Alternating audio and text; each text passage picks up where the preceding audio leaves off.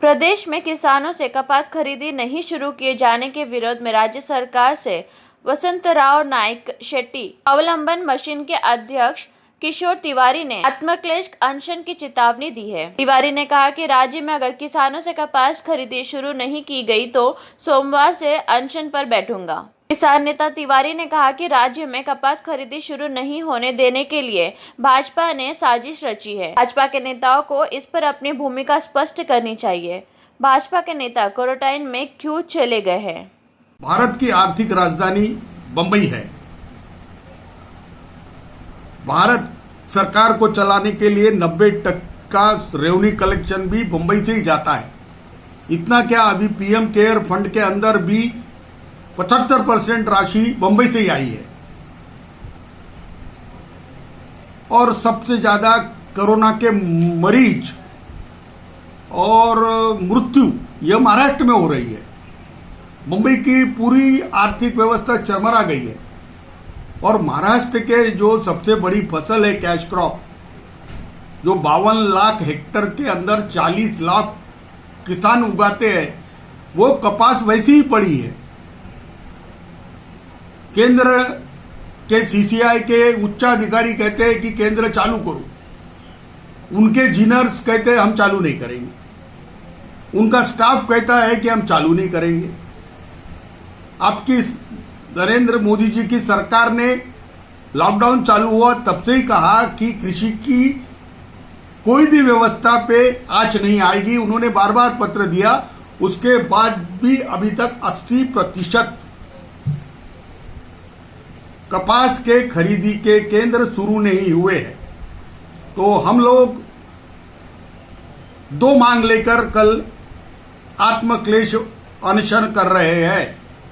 इसकी पहली मांग है कि सब खरीदी केंद्र कपास के और सब अनाज के तुरंत चालू किए जाए।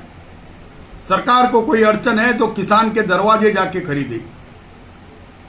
दूसरी हमारी मांग है कि महाराष्ट्र की कैपिटल है, जो भारत की कैपिटल कमर्शियल कैपिटल है बंबई, और महाराष्ट्र जो कमर्शियल सेंटर है उसको जिंदा रखने के लिए और महाराष्ट्र के किसानों को जिंदा रखने के लिए केंद्र सरकार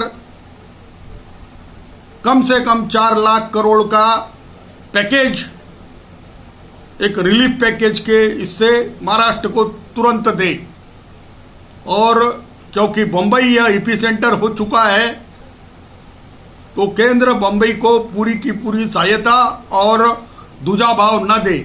मुझे आश्चर्य लगता है कि एक तरफ मोदी जी कहते हैं कि हम पूरा ख्याल देंगे, दूसरी तरफ महाराष्ट्र के जो सबसे शीर्षस्थ नेता है केंद्र के मंत्री नितिन जी गडकरी कहते हैं कि हम सहायता देंगे।